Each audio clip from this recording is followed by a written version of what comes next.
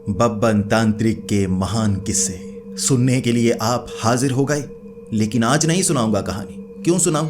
आप पूरी वीडियो देखते हो लेकिन लाइक नहीं करते। इन घटनाओं में बब्बन तांत्रिक की जान दांव पर लगी थी और आप अपनी छोटी सी उंगली दांव पर नहीं लगा सकते लाइक करने के लिए। मैं कहानी सुनाने वाला नहीं जब तक आप वीडियो को लाइक नहीं करते। जल्दी कीजिए, आपको लाइक करना होगा तभी वीडियो शुरू करूंगा। कर दिया लाइक? वीडियो को लाइक कर दिया तो अब बब्बन तांत्रिक के किस्से सुनने के लिए तैयार हो जाइए। बब्बन तांत्रिक एक महान तांत्रिक, क्या कुछ नहीं किया उसने, लेकिन कुछ लोग सवाल करने लगते हैं उसकी महानता पर। इतनी बेवकूफियां करता है, इतनी बार पिटता है, कैसे महान बन गया? लेकिन यही तो उसकी महानता है। पिटने के बावजूद वो हार नहीं मानता, बेवकूफियां करने के बाद भी वो जीत जाता है। इसीलिए बब्बन तांत्रिक एक साधारण इंसान एक महान तांत्रिक बन पाया और उसके किस्से धीरे धीरे अजीब होते ही जाएंगे। आगे आगे आप समझ पाएंगे उसकी बेवकूफियों में भी उसकी चतुराई छिपी है। और आज मैं बब्बन तांत्रिक का किचकांडी के साथ वो किस्सा लेकर आया हूं जिसने बब्बन को बहुत ज्यादा मशहूर कर दिया था। बब्बन का सामना करण पिशाचनी से, प्रेत से किससे नहीं हुआ, लेकिन ये किचकांडी वाला किस्सा उसका महान किस्सों में एक माना जाता है। तो दोस्तों, ये कहानी बड़ी ही खौफनाक, डरावनी और थोड़ी सी हंसाने वाली होने वाली है। मेरा यकीन कीजिए आपको भी अंदर तक डर लगेगा। तो हेडफोन लगा लीजिए, कमरे की लाइट्स ऑफ कर लीजिए, क्योंकि ये वक्त हो रहा है डरने का। बब्बन तांत्रिक से गुरु तांत्रिक दूर जा चुके थे। बब्बन बहुत ज्यादा मायूस था। बब्बन को लग रहा था वो एक महान तांत्रिक नहीं बन पाएगा। गुरु तांत्रिक उससे दूर हो चुके हैं, कैसे सीखेगा वो? क्योंकि उसे ज्यादा कुछ पता नहीं था। वो चाहता था नई नई चीजें वो सीख पाए, नई नई शक्तियों को वो काबू कर पाए और एक महान तांत्रिक बन पाए। लेकिन गुरु तांत्रिक उससे दूर हो गए। गुरु तांत्रिक गुस्से में थे और कह रहे थे शमशान घाट मत आना। बब्बन ने कहा था नहीं आऊंगा, लेकिन अपने मन में बब्बन सोच रहा था आना तो पड़ेगा ही। लेकिन गुरु तांत्रिक इस बार बहुत ज्यादा नाराज थे। बब्बन ने सोचा मैं गुरु तांत्रिक को मनाऊंगा, बिना उनकी मदद लिए किचकांडी को हराऊंगा। जब किचकांडी को हरा लूंगा उसके बाद गुरु तांत्रिक के पास जाऊंगा तो गुरु तांत्रिक बहुत ज्यादा खुश होंगे। इसीलिए मुझे नेपाल जाना होगा। नेपाल के जंगलों में देखी जाती है किचकांडी, जिसे किचकन्या कहा जाता है। और बब्बन तांत्रिक ने ठान लिया था नेपाल की उन वादियों में मुझे किचकांडी को ढूंढना ही होगा, उसे काबू करना होगा, खत्म करना होगा और फिर मैं गुरु तांत्रिक के पास जाऊंगा। नेपाल तक पहुंचने में बब्बन तांत्रिक को बहुत ज्यादा परेशानी का सामना करना पड़ा था। 1000 रुपए थे उसके पास। 1000 रुपए लेकर वहां से सीधा नेपाल की तरफ निकल पड़ा था। उसने सोचा था मुझे पासपोर्ट बनाना पड़ेगा। उसे यह पता नहीं था आधार कार्ड से भी नेपाल तक जाया जा सकता है, वीजा की जरूरत नहीं पड़ती। कई ऑफिस के चक्कर काटने के बाद पूरा दिन बहुत ज्यादा परेशान हुआ। उसे समझ में नहीं आ रहा था वो 5 लाख कैसे दे। कई लोगों ने कहा था नेपाल का वीजा बहुत ज्यादा महंगा है क्योंकि वहां किचकांडी दिखती है, 5 लाख देने होंगे। वो कई ऑफिस के चक्कर काटने लगा। बाद में उसे पता लगा वो नकली लोग थे, उसे लूटना चाहते थे। सड़क पर चलने वाली 90 साल की एक बुढ़िया ने बताया था कि आधार कार्ड से भी तुम नेपाल जा सकते हो। बब्बन गालियां निकालना चाहता था, लेकिन गुरु तांत्रिक की बातें याद आई। गालियां निकालना सही नहीं होता, इसीलिए उसने जेब से 5 रुपए निकाले, एक छोटे से बच्चे को दिए थे और कहा था ये नाम लेते हुए गालियां निकाल। उसने 5 मिनट गालियां निकाली, तब जाकर बब्बन तांत्रिक को अच्छा महसूस हुआ। उसने कहा मैंने तो गाली नहीं निकाली ना, बच्चे ने निकाली है। इस तरह बब्बन ने अपने मन को शांत किया था, नेपाल की तरफ निकल पड़ा था। उसके बाद आधार कार्ड दिखाकर बॉर्डर क्रॉस किया। उस तरफ पहुंचते पहुंचते उसके 1000 रुपए खत्म हो गए। फिर उसे समझ में आया काठमांडू शहर में काफी महंगाई है, शहर में रहा नहीं जा सकता। मांग मांग कर कब तक गुजारा करेगा? शायद किसी गांव की तरफ निकलना होगा। और वैसे भी किचकांडी को ढूंढना है ना, लोग किचकांडी से परेशान होंगे। कोई ऐसा गांव ढूंढ लेता हूं। वहां लोगों से पूछना शुरू कर दिया था उसने।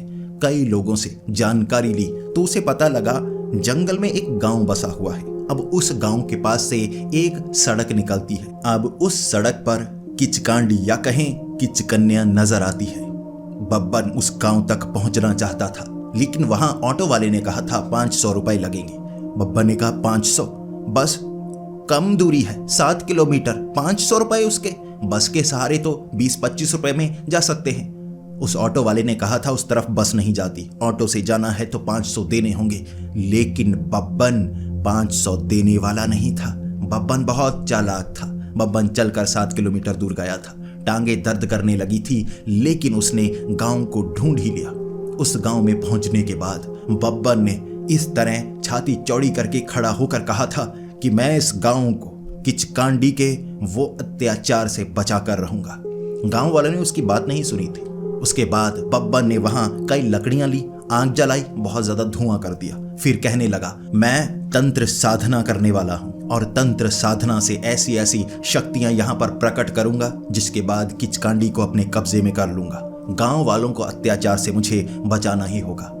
वहां गांव वाले उस किचकांडी के अत्याचार से इतना परेशान नहीं थे जितना वो बब्बन के इस धुएं वाले अत्याचार से परेशान हो गए थे। उन्होंने बाल्टी से पानी डालकर वो बड़ी आग को बुझाया था। लकड़ी के घर थे, उन घरों में आग लग जाती फिर बब्बन को वो छोड़ने वाले नहीं थे। वैसे भी जब बहुत ज्यादा धुआं कर दिया, किसी को सांस नहीं आ रही। लोगों ने पहले बब्बन को पीटना चाहा था, लेकिन वहां पर एक साधु बाबा थे।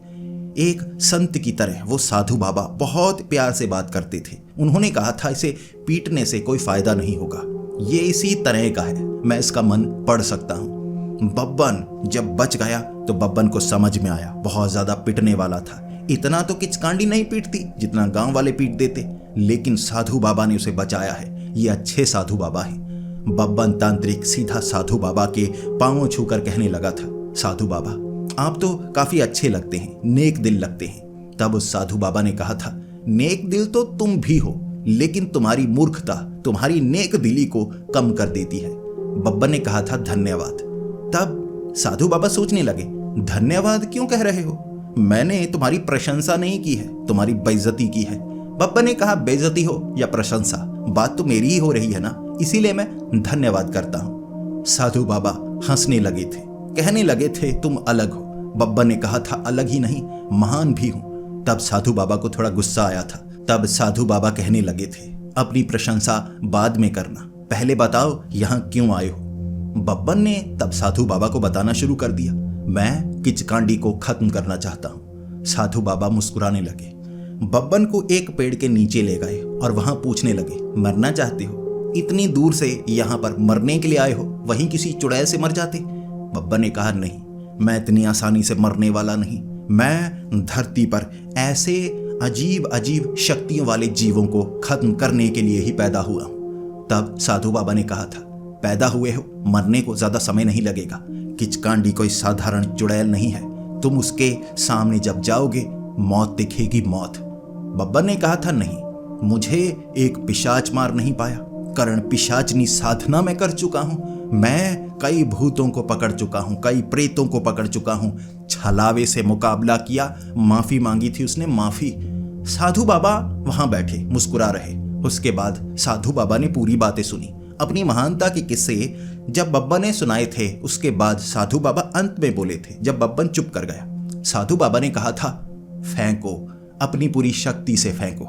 बब्बन ने कहा था, धन्यवाद, मैं इससे ज्यादा नहीं फेंक सकता। आप किसकी बात कर रहे हैं, पत्थर या कुछ, क्या चीज फेंकूं? साधु बाबा मुस्कुराते रहे और कहने लगे, अब उन बातों पर चर्चा करने का कोई फायदा नहीं, लेकिन मैं तुम्हें बता देता हूं, जो किचकांडी है वो साधारण शक्ति नहीं है, एक अजीब सी प्रेत है जो बंधी हुई है उस इलाके से, और उसके अंदर घृणा बहुत ज्यादा भरी हुई है। वो अपने शिकार को छोड़ती नहीं, बड़ी मुश्किल हो जाएगी। बब्बन तब कहने लगा था, मुझे ये बताइए किचकांडी कहाँ मिलती है, बाकी उससे मुकाबला मैं खुद करूंगा। उसके बाद बब्बन को लगा था कि ये जो साधु बाबा हैं साधारण साधु बाबा तो है नहीं, मन पर पूरी तरह से कंट्रोल कर चुके हैं। मैं इतना बोला, आम इंसान गुस्सा कर जाते हैं, साधु बाबा ने गुस्सा नहीं किया, यानी ये अपने मन पर कंट्रोल कर चुके हैं, गुस्से पर कंट्रोल कर चुके हैं। तब बब्बन ने कहा था, आप साधारण बाबा नहीं लगते, शक्तियां तो आप में भी हैं। किचकांडी को आप भी दूर कर सकते हैं, मार सकते हैं। आप ये काम क्यों नहीं करते? गांव वालों की सुरक्षा आप क्यों नहीं करते? तब साधु बाबा ने कहा था, मैं इनकी सुरक्षा कर तो सकता हूं, लेकिन जिसकी नियति में जो लिखा होता है वही उसे मिलता है। मैं उस किचकांडी पर भी जुल्म करना नहीं चाहता। उस पर जुल्म हुए हैं, वो उसका बदला लेना चाहती है, इसीलिए मैं उसे खत्म करके उसका बदला भी खत्म नहीं करना चाहता। वो जो करना चाहती है वो करे, बाकियों की जो नियति है वो करें, और मेरी जो नियति है मैं जानता हूं, इसीलिए उस किचकांडी से मेरा मुकाबला कभी नहीं होगा। तब बब्बन कहने लगा था, आपका मुकाबला नहीं होगा तो मेरा मुकाबला होगा। माफी मांगेगी लेकिन उसे खत्म कर दूंगा। साधु बाबा ने कहा था, बात सुनो, मैं किचकांडी की कमजोरी बताता हूं। बब्बन ने कहा था, नहीं कुछ मत बताइए, मैं महान तांत्रिक का चेला हूं। गुरु तांत्रिक ने ऐसे ऐसे तरीके बताए हैं, आपको पता तक नहीं होंगे। गुरु तांत्रिक चांदी के हथियार मुझे दे चुके हैं, ऐसी किचकांडी को तो काट के रख दूंगा। वो साधु बाबा बब्बन को कुछ बताना चाहते थे, लेकिन शाम का वक्त हो गया। बब्बन ने पूछ लिया था कहां पर वो किचकांडी नजर आती है। साधु बाबा ने बताया था 45 किलोमीटर की वो सड़क है, वो रास्ता 45 किलोमीटर का है, वहां पर किचकांडी नजर आती है। बब्बन चल पड़ा था, उसने अच्छे से समझा ही नहीं। 45 किलोमीटर, वहां पर किचकांडी नजर आती है। पूरी रात चलता रहा, आधी जगह पहुंचा, दिन हो गया, किचकांडी नहीं मिली। वहां से लिफ्ट लेकर वापिस उसी गांव में आया था। टांगे दर्द कर रही थी। वो पूरी रात चलता रहा, कहीं तो किचकांडी मिलेगी, कहीं तो किचकांडी मिलेगी, लेकिन किचकांडी मिली नहीं। इसीलिए जब वापस आया, साधु बाबा के पास बैठा, अपनी टांगों पर तेल मालिश कर रहा। साधु बाबा ने पूछा था, क्या हुआ? उस किचकांडी ने तुम पर वार किया, बचकर तो तुम आ गए, समझदार तो लगते हो। बब्बन ने धन्यवाद कहकर कहा था कि मैं चलता रहा, किचकांडी नजर नहीं आई, टांगों में दर्द हो गया मेरा, 30 किलोमीटर चला था, मेरी तो बस हो गई, तब जाकर गाड़ी से लिफ्ट लेकर वापस आया हूं। साधु बाबा कुछ समय के लिए चुप थे। बब्बन को लग रहा था ये पत्थर मार सकते हैं, इसीलिए बब्बन थोड़ा पीछे हो गया। साधु बाबा मुस्कुराते हुए कहने लगे, डरो मत, तुम्हारी बेवकूफियों पर मैं हंसने वाला नहीं, गुस्सा करने वाला नहीं, लेकिन तुम पहले बात नहीं सुनते, मेरी बात तो सुनो, फिर तुम समझ पाओगे। इस बार बब्बन ने बात सुनी थी, क्योंकि फिर से वो चलने वाला नहीं था। बब्बन को साधु बाबा ने बताया, वो जो किचकांडी है ना, वो सड़क के आसपास नजर आती है। जो गाड़ियां बाइक लेकर रात के वक्त वहां से गुजरते हैं, किचकांडी उन पर हमला करती है, और किचकांडी जब हमला करती है वो बचने का मौका नहीं देती। बड़ी मुश्किल से लोग बच पाते हैं। जो गाड़ियां रात के वक्त यहां से गुजरती हैं, अब बाइक तो गुजरती नहीं, लोग इतना डरते हैं, बाइक से जाना ही नहीं चाहते। गाड़ियों से जो गुजरते हैं, कहते हैं किचकांडी लाल रंग की साड़ी पहने बिल्कुल सड़क के बीच नजर आती है। वो छोटा रास्ता है, गाड़ी को ना इस तरफ से निकाला जा सकता है ना उस तरफ से। उसे टक्कर मारने की कोशिश सब करते हैं, लेकिन वो इतनी शक्तिशाली है, उसे टक्कर मारकर वहीं दूर उड़ाकर फेंकने की जो कोशिश करता है, किचकांडी गाड़ी के ऊपर जैसे चिपक जाती है। उसके नाखून इतने बड़े हैं, गाड़ी की छत को फाड़ देती है, कांच के अंदर नाखून गड़ा देती है, टायर पंक्चर कर देती है। इस तरह जो जिंदा बचना चाहते हैं गाड़ी लेकर वहां से भागते हैं। कोई इंसान उसके हत्थे चढ़ जाए, मौत के घाट उतार देती है। बब्बन ये सुनकर एक बार के लिए सन्न हो गया था। उसके बाद वो सोचने लगा, अच्छा ऐसा करती है तो मुझे गाड़ी लेकर जाना होगा। चलकर गया ना, इसीलिए कुछ किया नहीं, लोग चलकर जाएंगे, कुछ नहीं कहेगी। तब साधु बाबा ने कहा था, तुम्हें एक गाड़ी का इंतजाम करना होगा, गाड़ी से जाना धीरे धीरे, बार बार आना जाना, आना जाना। इसके बाद किचकांडी एक बार तो तुम्हें मिल ही जाएगी, और यकीनन अगर 12 बजे जाओगे पहली बार में ही मिल जाएगी, हमला करेगी तुझ पर। बब्बन ने सोचा ये सही है, मुझे गाड़ी लेकर उस तरफ जाना होगा। बब्बन के पास रुपए नहीं थे। बब्बन ने गांव वालों से मांगे कि मुझे गाड़ी लेनी है, रुपए दो, गाड़ी लेकर मैं वहां किचकांडी को मारकर वापस आऊंगा, गांव वालों की गाड़ी हो जाएगी, आप घुमा कीजिए।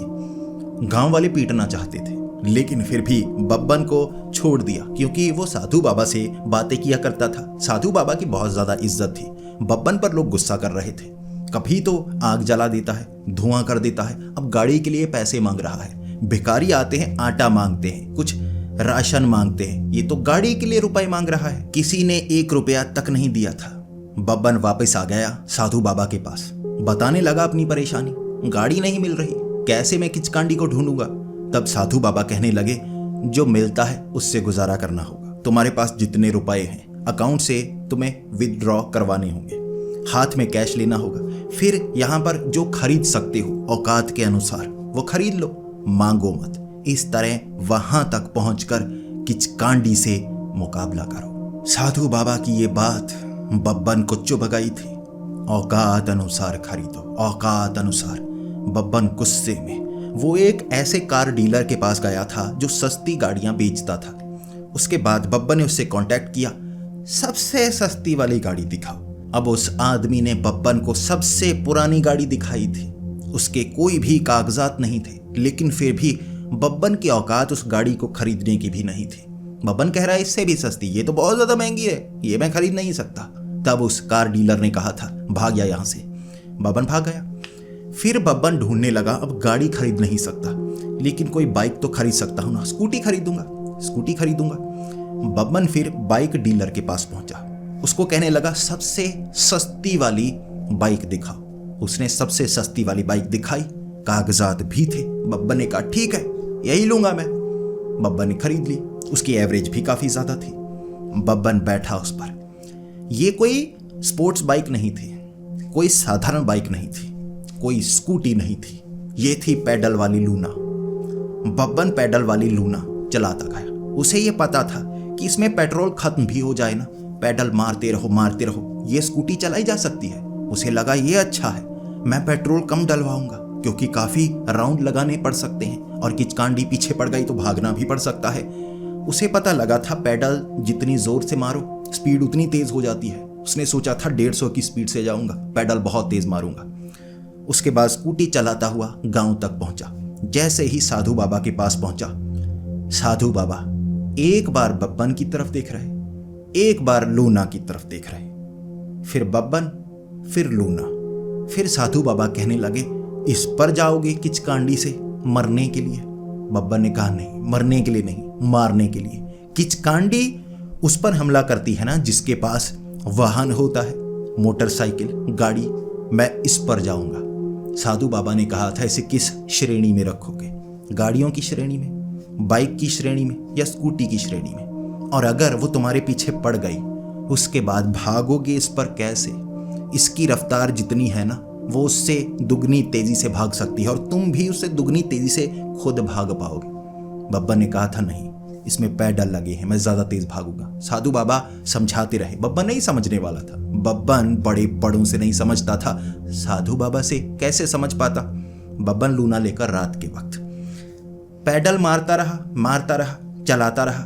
उसने सोचा था लूना बहुत तेज चलेगी, 60 से ऊपर नहीं गई। तब बब्बन को लगा ये क्या, अगर वो मेरे पीछे पड़ गई तो मैं इस तरह ज्यादा दूर निकल नहीं पाऊंगा, लेकिन फिर भी मुकाबला तो करना है ना। जब बब्बन लूना को चलाता चलाता सड़क पर, वो खाली सड़क, अचानक वहां धुंध घिर गई। जैसे सामने सफेद चादर थी।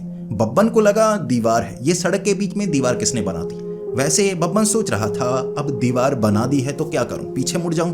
बब्बन ने सोचा नहीं, किसी तरह वो पास गया। फिर उसे पता लगा ये तो धुंध की चादर है। धुंध पूरे जंगल में फैली होती है, ऐसा नहीं कि खास जगह से आगे धुंध, पीछे बिल्कुल साफ।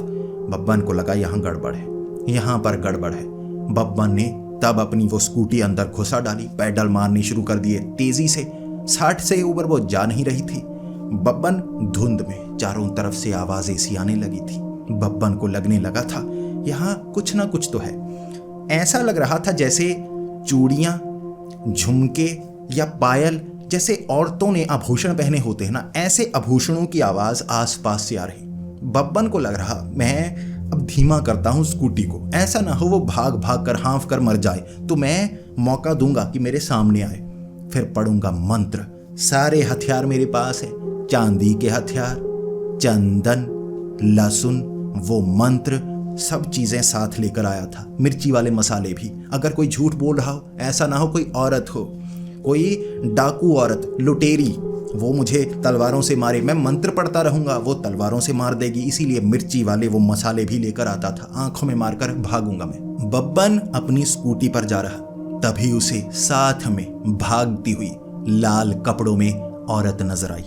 लाल रंग की साड़ी, और साड़ी में औरतें ज्यादा तेज भाग नहीं सकती, वो बड़ी तेज भाग रही थी। उसने साड़ी ऐसे ऊपर की तरफ की हुई, उसके जो पैर थे वो उल्टे थे, भाग रही। भयानक सा चेहरा था। बब्बन समझ गया ये कोई लुटेरी नहीं है, ये वही है किचकन्या, किचकांडी, जिसकी कहानियां सुनाई जाती हैं। बब्बन ने उसके बाद जो स्कूटी थी ना वो तेज करनी शुरू कर दी। इस बार 60 से ऊपर की 70 पर पहुंचा दी। ऐसे पेडल मार रहा, वो साथ में भाग रही, बब्बन भी स्कूटी तेज कर रहा। फिर उस किचकांडी ने बब्बन पर छलांग लगाई, बिल्कुल साथ थी, बब्बन पर हमला किया। बब्बन जैसे ही ब्रेक मारकर एक तरफ गिरा, सड़क से नीचे घास में गिरा था। बब्बन स्कूटी को रोकना चाहता था, रफ्तार कम की, उसने छलांग लगा दी, वहां रोका। बब्बन हो गया खड़ा, जैसे बाइक गिरी फिल्मों की तरह से स्टंट मारकर खड़ा हो गया। फिर कहने लगा, आजा कर मुकाबला। बब्बन ने चंदन लहसुन निकाला, इकट्ठे किए, मारे उसके सर पर टकराए, नीचे गिर गए। किचकांडी सोचने लगी, ये क्या था, इससे मुझे मारेगा, छोटी सी लकड़ी मार के मुझे मारना चाहता है। किचकांडी हंसने लगी। बब्बन ने छोटा चाकू निकाला, छोटे वाला, चांदी का। अब ज्यादा रुपए थे नहीं उसके पास, ये छोटे वाला चाकू उधार लिया था उसने गुरु तांत्रिक से। चाकू निकाल कर कहने लगा, अब तू मरी।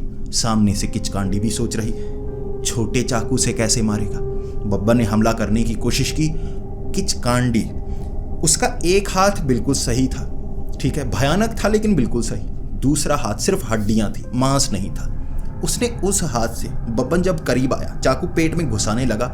पेट में चाकू घुसा, बाहर निकाला, उसे कोई फर्क नहीं। लेकिन किचकांडी ने हड्डी वाली वो चमाट ऐसे मारी ना बब्बन के, बब्बन पीछे गिर गया। निशान हड्डियों के ऐसे छप गए, मांस थोड़ा थोड़ा जैसे छिल गया था। बब्बन उठा और कहने लगा, ये चीटिंग है, मांस वाला हाथ मार। मेरे दोनों मांस वाले हाथ है ना, तू हड्डी वाला हाथ क्यों मारती है। वो किचकांडी गुस्से में आई, उसने एक और चमाट मारी, हड्डी वाली वो चमाट बब्बन की आंख के पास यहां लगी थी। बब्बन डर गया, ये तो हड्डियों से चमाटे मार रही है, इसे तो चमाट भी नहीं कहा जा सकता, ऐसा लग रहा है डंडा मार रही है बड़े जोर से मेरे मुंह पर। बब्बन पीछे खड़ा हो गया। 2 कोशिशें बेकार हो गई थी, चांदी से ये मारी नहीं जा सकती, अब जो चंदन और लहसुन है उससे इसे कुछ होता नहीं। बब्बन ने मसाले निकाले, मंत्र पढ़ने लगा। जैसे ही धुआं निकला, उसने धुआं मारा सामने, किचकांडी सामने से गायब। अब किचकांडी पीछे थी, एक तरफ उसने मांस वाला जो हाथ था ना ऐसे रखा, और पीछे से वो जो हाथ था ना हड्डी वाला, चमाट ऐसे मारी। एक उंगली तो आंख में लगी थी बब्बन के, बब्बन की एक आंख बंद हो गई। बब्बन आंख मलने लगा। उसके बाद पीठ पर पता नहीं चमाटे मार रही थी, क्या कर रही थी। पीठ पर बड़ा दर्द हुआ बब्बन के, बब्बन आगे गिर गया। बब्बन को कुछ समझ नहीं आ रहा। बब्बन को जो मंत्र सिखाए गए थे चुड़ैलों से निपटने वाले, चुड़ैलों की कमजोरी होती है, चुड़ैलों का पीछा करना पड़ता है, पिशाचों को रोका जा सकता है पीपल से। उसने कोशिश तो की, लेकिन किचकांडी का मुकाबला वो कर नहीं पा रहा। तब बब्बन को लगने लगा था, ये जो किचकांडी है साधारण नहीं है, ये साधारण चुड़ैल नहीं है, उल्टे पैरों वाली। मंत्रों का असर नहीं हो रहा इस पर, और मैं कोई मसाले उस पर मारता हूँ वो गायब हो जाती है, कहीं और चली जाती है। उस पर वार कैसे करूं जो एक जगह से दूसरी जगह चली जाती है। पीछे से मारती है, पीछे से, सामने से तब मारती है जब मैं निहत्था होता हूं। और हाथ भी वो टुंडा हाथ, हड्डियों वाला टुंडा हाथ मारती है बड़े जोर से। बब्बन आंख मलता मलता आंख उसकी लाल हो गई थी। फिर उसे लगा मुकाबला मुश्किल होगा। बब्बन तब उस लूना को उठाकर भागना चाहता था, किचकांडी ने पीछे से पकड़ लिया, फिर नीचे, फिर 2 चमाटे, उसके बाद नोचना चाहती थी। बब्बन को समझ में नहीं आ रहा, अब मैं करूं तो क्या करूं। किचकांडी तो मार डालेगी, वो तो फाड़ डालती है, वो कांच फाड़ डालती है, गाड़ियां फाड़ डालती है, मुझे फाड़ डालेगी। बब्बन बचना चाहता था, तो बब्बन को वो जो कुछ तरीके बताए थे, वो मंत्र जिससे खुद की सुरक्षा की जा सकती है, लाल धागा खुद पर बांधा, किचकांडी हुई पीछे। उसके बाद बब्बन ने अपनी आंखों पर हाथ रखा और वो मंत्र पढ़ा, अपने आसपास लगा दी आग। अब आसपास कुछ आग लगी थी, जिसके बाद वो किचकांडी थोड़ी दूर हुई। बब्बन ने लूना उठाई, बब्बन भगाने लगा। सब ने बताया था, चाहे जो कर लो, लूना की रफ्तार 60 से ऊपर नहीं जाती। डर कर बब्बन ने 70 के ऊपर की थी पहले, इस बार बब्बन 90 पर जा रहा। बब्बन के पांव ऐसे चल रहे थे, लूना नहीं वो स्पोर्ट्स बाइक बन गई थी। वो किचकांडी पीछे थी, लेकिन बब्बन इसलिए बचा, बब्बन को वो मंत्र आते थे। जैसे ही वो हमला करने लगती, बब्बन वो मंत्र पढ़ता, जिससे उसका जो हमला होता वो शक्तिशाली नहीं होता, वरना वो तो बब्बन को काट सकती थी। वो बब्बन को मारती, बब्बन मंत्र पढ़ता, वो कमज़ोर होती, इसीलिए वो टुंडे हाथ से चमाट पड़ती उसके पीठ पर। पीठ वाले उसके कपड़े फट गए और लूना इतना तेज़ निकली थी कि वो उस जंगल से बाहर आ गया। धुंध की चादर चीरते ही वो किचकांडी ने उसका पीछा नहीं किया, बब्बन निकल आया। फिर बब्बन को सांस में सांस आई, ये तो तगड़ा मुकाबला हो गया। बब्बन अब चाहता था उससे मुकाबला अच्छा हो। बब्बन पहुंचा साधु के पास। साधु बाबा सो रहे थे, सुबह का इंतजार किया। बब्बन की हालत जैसी थी, पास के तालाब में वो नहा कर आया। उसके बाद सही सलामत कपड़े पहने, लेकिन जो कुछ चोट के निशान लगे हुए, साधु बाबा के सामने बैठा और जानबूझकर हल्का हल्का मचला सा होकर मुस्कुरा रहा। कह रहा, मुकाबला तगड़ा हुआ कल, काफ़ी तगड़ा हुआ, वो शक्तिशाली है, लेकिन मैंने भी उसे बहुत पीटा, बहुत ज़्यादा पीटा, लेकिन उसे मार नहीं पाया। समझ नहीं आ रहा मारूं कैसे। तब वो साधु बाबा ने बब्बन को बताना चाहा था, देखो ये काफ़ी मुश्किल काम है। बब्बन ने टोकते हुए कहा, आसान वाला बताइए, आसान वाला बताइए। देखिए वो मुझ पर हमला कर रही थी, समझ में कुछ नहीं आ रहा था, वो अचानक ही टूट कर पड़ गई, उसकी कमज़ोरी होगी ना। तब साधु बाबा ने कहा, कमज़ोरी उसकी ये है कि जो गाड़ी में औरतें होती हैं, बाइक पर भी औरतें हों, वो औरतों पर हमला नहीं करती, किचकांडी मर्दों को शिकार बनाती है। और जो किचकांडी होती है ना, कहते हैं गर्भवती महिला जो लाल कपड़ों में हो, उसकी मौत संदिग्ध हालत में हो जाए गर्भवती होते हुए, वो किचकांडी का रूप लेती है। बब्बा ने कहा था, अच्छा, लेकिन उसका पेट फूला हुआ तो था नहीं। साधु बाबा ने कहा था, वो मर चुकी है ना, अब बच्चा उसके पेट में हमेशा के लिए थोड़े ना रहेगा, वो गर्भवती थी, मारी गई। बब्बा ने कहा, वो तो ठीक है, लेकिन बच्चे का क्या हुआ। साधु बाबा ने कहा, बच्चे पवित्र होते हैं, उसमें आत्मा निवास नहीं की, वो चली गई, लेकिन वो किचकांडी बन गई, गर्भवती औरत। बब्बा ने कहा, अच्छा, लेकिन दो थे ना, बच्चा तो होगा, लेकिन पेट तो फूला होना चाहिए ना, मरते वक्त पेट फूला था। उसके बाद वो जो साधु बाबा थे ना, मुस्कुराते रहे। फिर साधु बाबा ने ऊपर की तरफ देखना शुरू कर दिया, फिर माफ़ी मांगने लगे, हे भगवान, मुझे एक छोटी सी गलती के लिए माफ़ कर देना। उसके बाद साधु बाबा ने नीचे देखा, बब्बन के चमाट लगाई, फिर मुस्कुराने लगे बिल्कुल शांत होकर। बब्बन ने कहा, ये क्या था। साधु बाबा ने कहा, मैंने तुम्हें नहीं मारा, ये गलती के लिए मैं भगवान से माफ़ी मांग चुका हूँ, अब गुस्सा मत दिलाओ। बब्बन ने कहा था, ठीक है।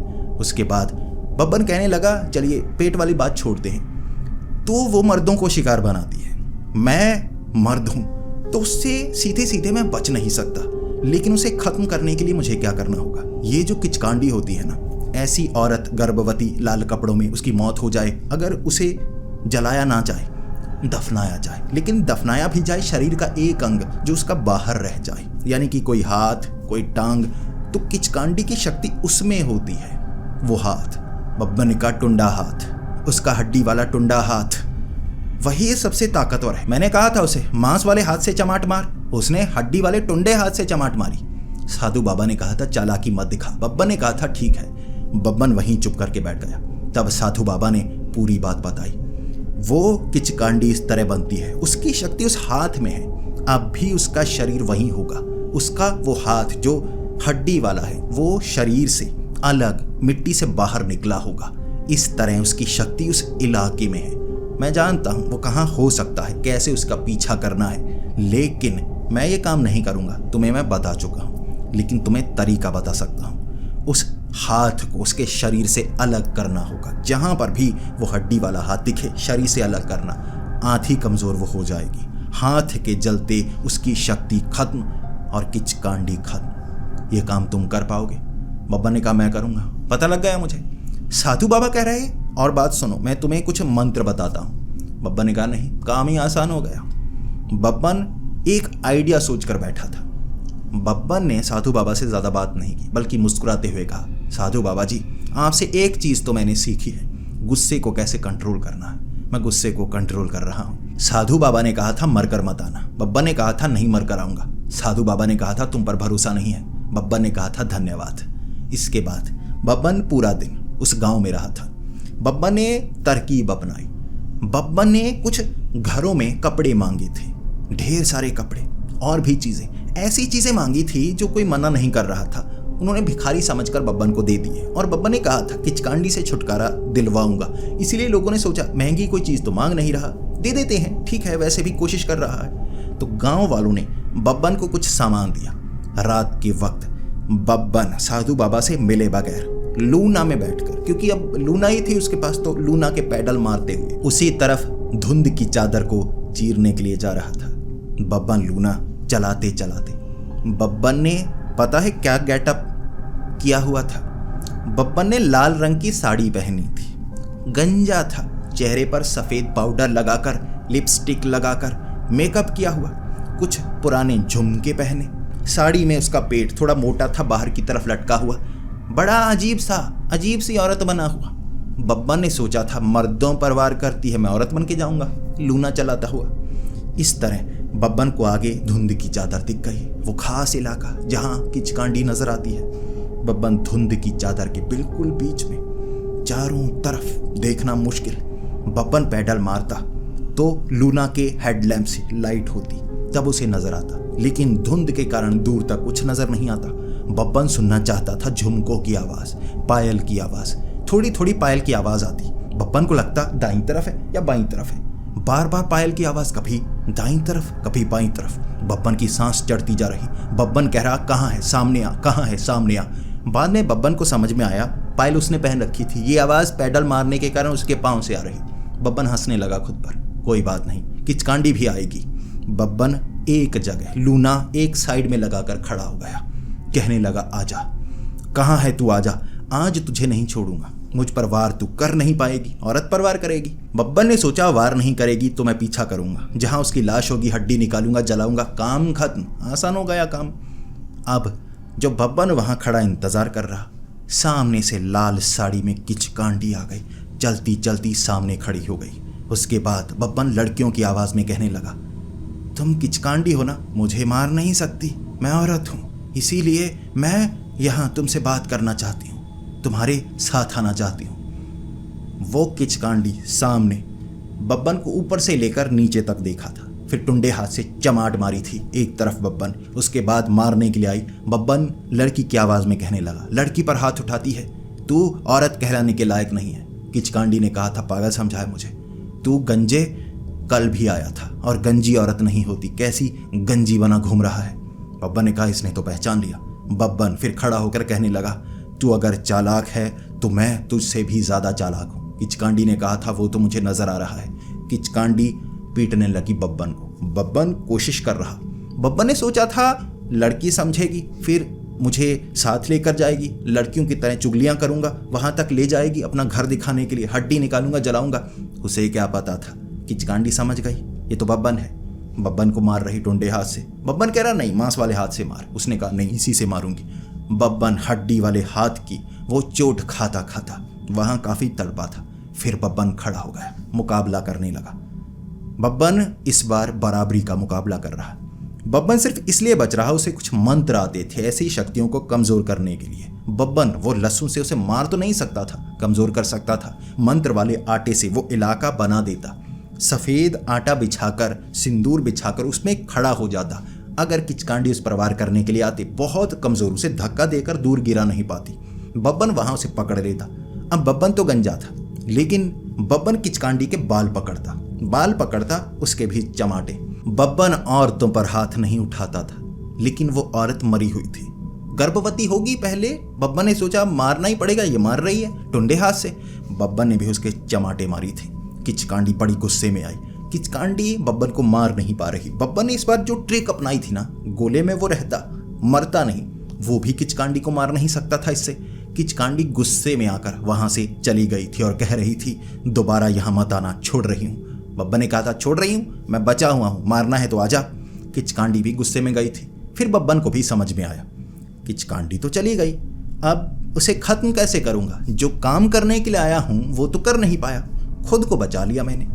फिर गोले से बाहर निकला, आवाजें लगाने लगा, किचकांडी आजा, मुकाबला कर, अब उस गोले में नहीं बैठूंगा। कहाँ है तू, कहाँ है तू, बता मुझे।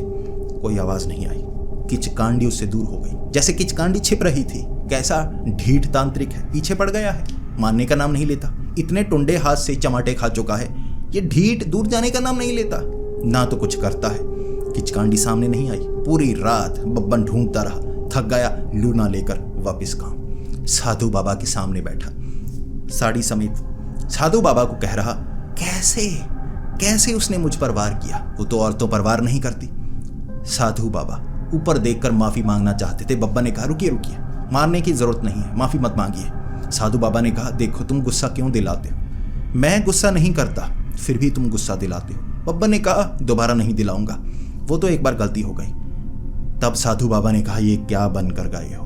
बब्बन ने कहा, औरत। साधु बाबा ने कहा, मर्दों जैसी आवाज औरत की साड़ी में कोई भी पहचान लेगा, और गंजा सर, यहाँ गंजी औरतें नहीं होती, क्या बना फिर रहा है? बब्बन ने कहा, अच्छा इसीलिए उसे पता लग गया, कल मैं बाल लगा कर जाऊंगा, साधु बाबा फिर से ऊपर देखने लगे थे। बब्बन समझ गया। बब्बन ने सर पकड़ा और कहा, देखिए देखिए, माफी मत मांगिए, मारने की जरूरत नहीं पड़ेगी। साधु बाबा ने कहा, मैं भगवान से माफी नहीं मांगने वाला था, तुझे श्राप देने वाला था, यही मारने वाला था। बब्बन ने कहा, गुस्सा मत कीजिए। साधु बाबा ने कहा, गुस्सा मत दिला। बब्बन ने कहा, अब मैं क्या करूं, मैं जितनी समझ रखता था मैंने वो किया, कैसे खत्म करूं। तब साधु बाबा ने कहा, अगर तू मुझसे सीखना चाहता है मैं तुझे बता सकता हूं। अब तूने इतना गुस्सा दिला दिया है तो मैं तुझे सिखा देता हूं। बब्बन ने कहा, धन्यवाद। बब्बन साधु बाबा के सामने बैठा। साधु बाबा ने बताया, जो तूने गुरु तांत्रिक से सीखा है पहले तो वो भूल, क्योंकि ये जो तरीके हैं वो अलग हैं, तू जो तरीके अपनाता है वो अलग हैं। बब्बन ने कहा, ठीक है। बब्बन ज़्यादा जानना चाहता था, इससे तो वो महान तांत्रिक बनता। साधु बाबा का ज्ञान।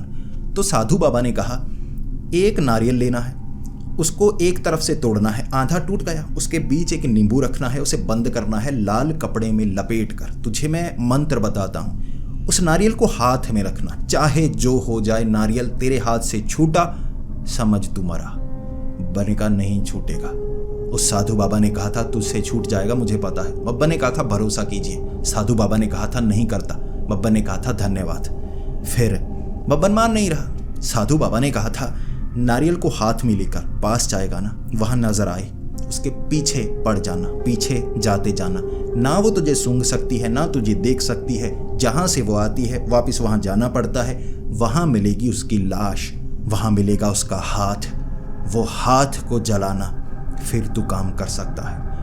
बब्बन ने कहा, ये तो बात बन गई। साधु बाबा ने कहा, बात नहीं बनी। वो किचकांडी तूने कहा ना कल ये सब हुआ, तेरे सामने नहीं आएगी। अब वो तेरे सामने नहीं आने वाली, उसे पता लग गया है ये तांत्रिक पागल है, ये कुछ भी कर सकता है, इसीलिए वो सामने नहीं आएगी।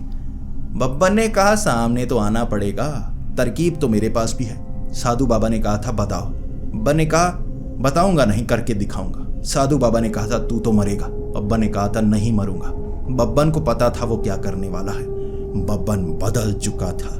वो लूना लेकर बब्बन उसी जगह धुंध की चादर को चीरते हुए आवाजें लगाने लगा, ओ किचकांडी कहाँ है, बाहर निकल। आधा घंटा किचकांडी नहीं आई। किचकांडी बब्बन से डरती थी। कैसा ढीठ है, हर रोज आ जाता है एंटरटेनमेंट करने के लिए, ना तो खुद मरता है ना उसे मरने देता है, क्या परेशान करके रखा है। लेकिन इस बार किचकांडी दूर थी। बब्बन भी दिमाग वाला। बब्बन बच्चों वाले चुनचुने लेकर आया था, अपनी पीठ पर छुनछुने टांगे हुए, हाथ में छुनछुने टांगे हुए, ऐसे छुनछुने बजाता लूना चला रहा, हाथ छोड़कर छुनछुने बजाता हुआ। पूरे जंगल में छुनछुनों की आवाज ने परेशान कर दिया। उसके बाद किचकांडी जैसे नजर आने लगी। बब्बन ने लूना घुमाई पीछे। उसके बाद बब्बन ने क्या किया, एक जगह वो छिपा, लूना फेंक दी झाड़ियों में, नारियल उठाया, हाथ में पकड़ा। वो किचकांडी ढूंढ रही बब्बन को, कभी तो लूना के पास, कभी इधर उधर। बब्बन सामने ऐसे खड़ा। बब्बन को लग रहा मैं दिख जाऊंगा। बब्बन उसे नजर नहीं आया। बब्बन बहुत ज्यादा खुश। ये तो बात बन गई। किचकांडी गुस्से में उसने लूना नोचनी शुरू कर दी। गुस्सा लूना पर निकाल रही थी। सोच रही थी इस फटफटिया को ना फाड़ के रख दूंगी, बार बार ये ढीठ आ जाता है। बब्बन देख रहा। बब्बन कुछ कर नहीं सकता था। उसने लूना, उसको ज्यादा नुकसान तो पहुंचाया नहीं, छुनछुने एक साथ भस्म कर दिए। उसने गुस्से में आकर छुनछुने एक तरफ फेंक दिए। बब्बन को छुनछुनों की अब जरूरत नहीं थी। उसके बाद किचकांडी चलने लगी वापस, बब्बन उसके पीछे पीछे। बब्बन पीछे जाता रहा, किचकांडी आगे आगे। जंगल के रास्ते चलते चलते बब्बन के बारे में उसे पता ही नहीं। बड़ी तेजी से बब्बन भी पीछे पीछे। फिर एक तालाब के पास, वो सूखा हुआ तालाब, एक तरफ थोड़ा सा पानी, तालाब के एक तरफ दूर से उसे हड्डी नजर आ गई। बाहर की तरफ जैसे पेड़ था, उसकी जड़ें निकली हुई, जड़ों के साथ एक हड्डी वाला हाथ निकला। साफ पता लग रहा, वैसे कोई अनजान आदमी यहाँ आएगा उसे लगेगा ये भी जड़ ही होगी ना। बब्बन को पता था ये तो इसका हाथ है, टुंडा हाथ। इतनी बार तो चमाटे पड़ चुकी थी। उसे देखते ही बब्बन हाथ में नारियल लिए। अब वो चिमकांडी तो बब्बन को देख नहीं सकती थी। साधु बाबा ने कहा था, हाथ को खींचना, जला देना, हाथ में नारियल पकड़ के रखना। बब्बन ने हाथ में नारियल पकड़ के रखा, जो हड्डी थी उसे खींचा। वो जो किचकांडी थी ना, वहां आसपास घूम रही, ऐसा उसे लग रहा कोई ना कोई यहाँ है। किचकांडी को नजर नहीं आ रहा। बब्बन ने हाथ लिया, ऐसे पकड़े, नारियल पकड़े, एक जगह लकड़ियां इकट्ठी करनी थी उसे। लकड़ियां पड़ी, बब्बन को लगा हाथ नीचे नहीं रखूंगा, इस लकड़ियों को इकट्ठा कैसे करूं। थोड़ी बहुत पाँव से ऐसे इकट्ठी की, फिर नारियल एक तरफ रखकर कहने लगा, अरे यार जल्दी से लकड़ियों को बिछाता हूं। ऐसे पकड़ा हुआ किचकांडी सामने खड़ी घूर रही। बब्बन मुस्कुरा रहा, ये कौन सा देख पाएगी, हाथ में मेरे नारियल है। फिर नारियल जब उसने कहा नारियल है, उसको ध्यान में आया इसमें तो हड्डी है। नारियल वाले हाथ में लकड़ी है, नारियल रखा नीचे। बब्बन ने देखा किचकांडी को, बब्बन की हालत पतली।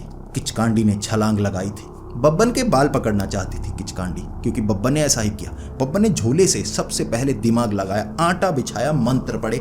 वो कमजोर, बब्बन मुकाबला कर रहा है, उसके बाल पकड़ता था बब्बन। किचकांडी शक्तिशाली थी लेकिन चीख थी, क्योंकि बाल पकड़कर खींचने लगता, ऐसे चमाटे मारता, और वो किचकांडी भी नीचे से ऐसे चमाटे मारती।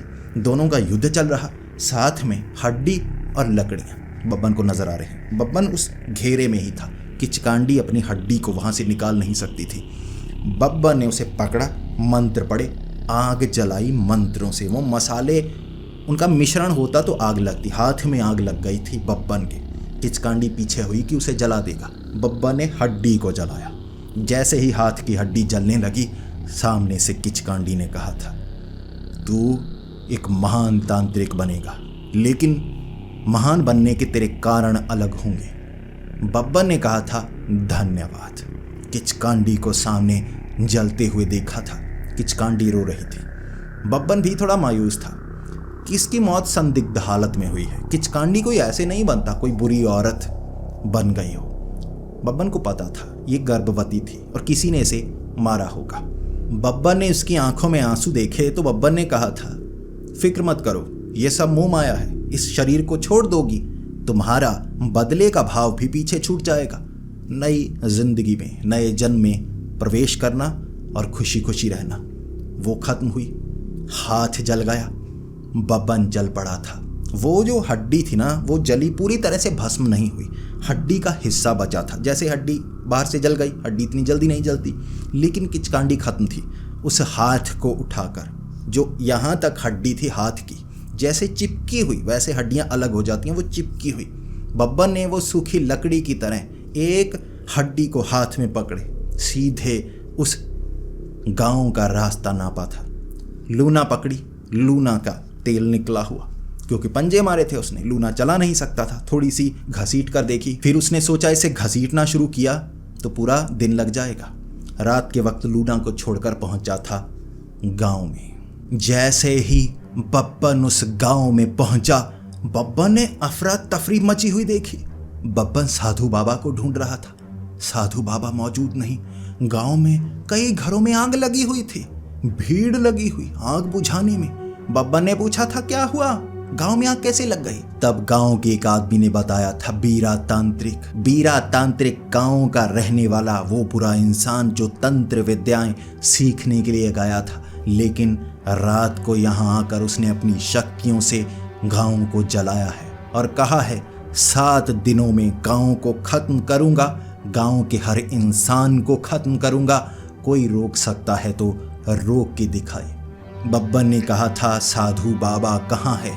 साधु बाबा के बारे में किसी को पता नहीं था।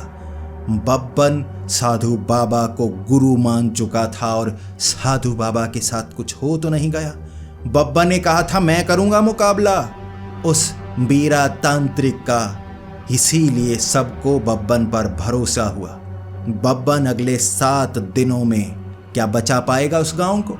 बीरा तांत्रिक कौन है? बुरा इंसान और शक्तिशाली बनकर आया है। क्या बब्बन उसका मुकाबला कर पाएगा? दोस्तों, आगे आने वाला एपिसोड बहुत ही भयानक, खौफनाक और कुछ अतरंगी होने वाला है।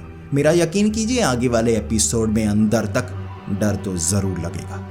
दोस्तों, इस वीडियो को लाइक जरूर कीजिए यार। अब तो वीडियो खत्म होने को आ गई, अब तो लाइक कर दो। अब तक नहीं किया फिर क्या फायदा। दोस्तों, अगर आपको ये सीरीज पसंद आ रही है, आगे का एपिसोड आप जल्द देखना चाहते हैं, प्लीज कमेंट जरूर करें, कुछ ना कुछ जरूर बताएं। सुझाव या बब्बन की तारीफ कमेंट जरूर करें। तो मिलते हैं अगली वीडियो में, तब तक के लिए डरते रहें।